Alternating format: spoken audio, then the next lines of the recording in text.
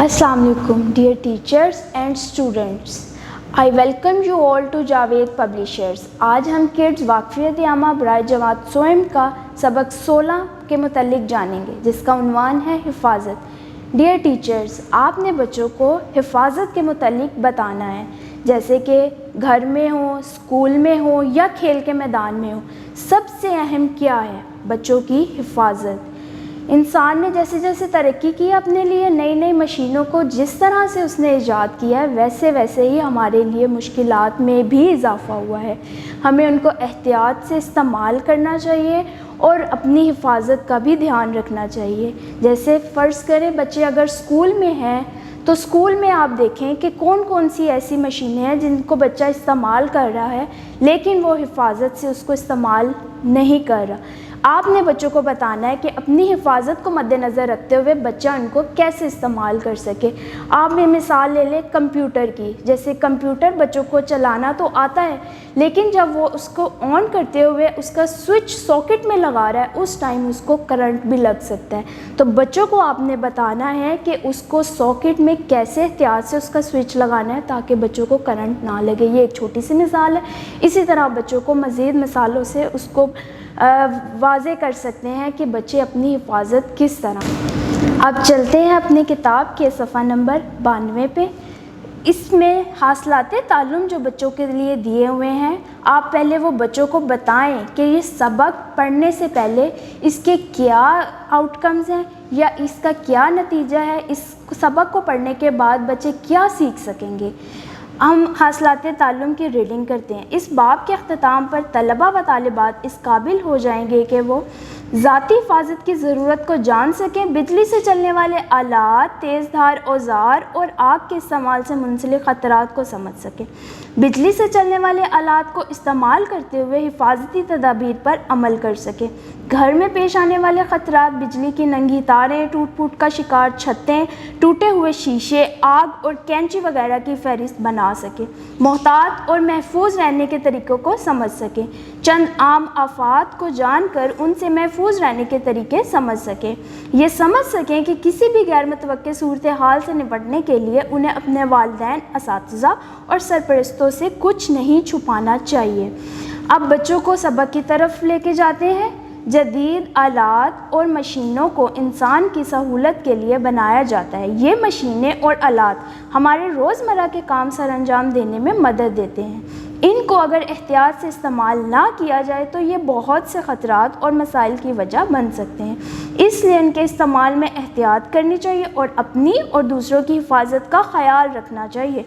घर के अंदर हिफाजती तदाबीर, यानी बच्चों को आप बताएंगे कि ये वो हिफाजती तदाबीर हैं जो आप घर के अंदर जिन पे आपको मद्देनज़र जिनको रखना चाहिए।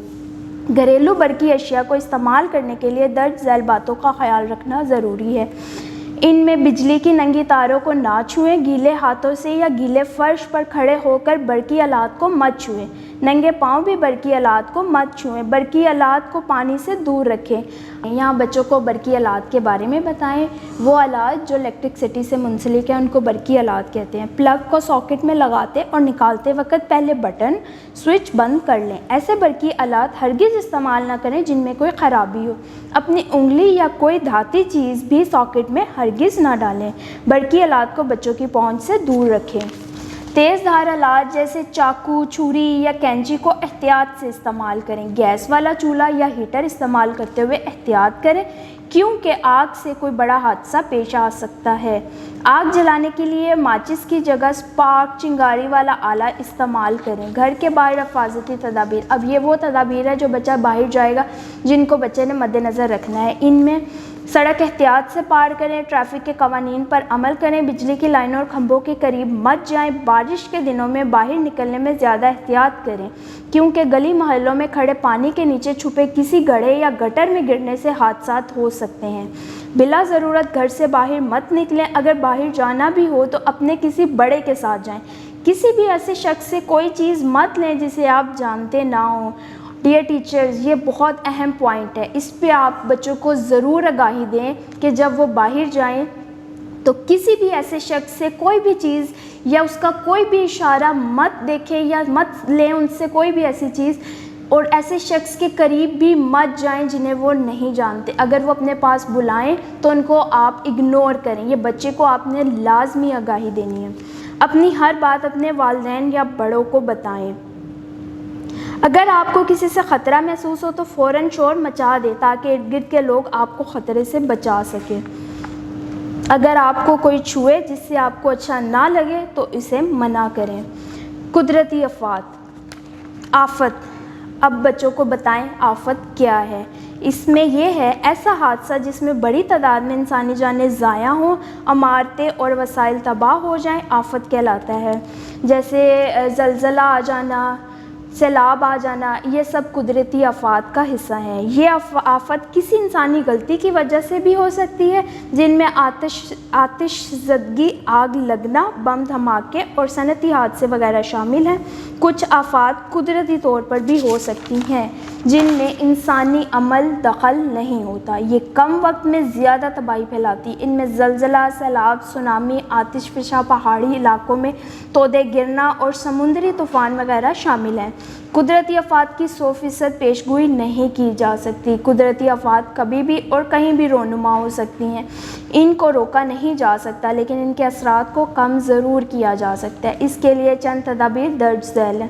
آفت کے وقت غیر ضروری طور پر اپنے گھر سے باہر نہ نکلیں. آفت کے وقت گھر، اسکول یا دفتر کے سب سے محفوظ حصے میں چلے جائیں. آفت میں درست فیصلوں میں دیر نہ کی جائے. آفت کے وقت خود بھی حوصلہ رکھیں اور دوسروں کو بھی حوصلہ افزائی کریں. ہمت نہ ہاریں. آفت کی گھڑی، سیلاب وغیرہ میں ایک دوسرے کی مدد کے لیے تیار رہیں. اس کے علاوہ ہمیں کئی دوسرے خطرات کا بھی سامنا کرنا پڑ سکتا ہے مگر گھبرانے کی ہرگز ضرورت نہیں ہے. اگر آپ ان احتیاطی تدابیر پر عمل کریں گے تو ان خطرات سے محفوظ رہ سکتے ہیں. ویڈیو دیکھنے کا بہت شکریہ. اپنا بہت سارا خیال رکھیے گا اور جڑے رہیے گا بولتی کتابوں کے ساتھ.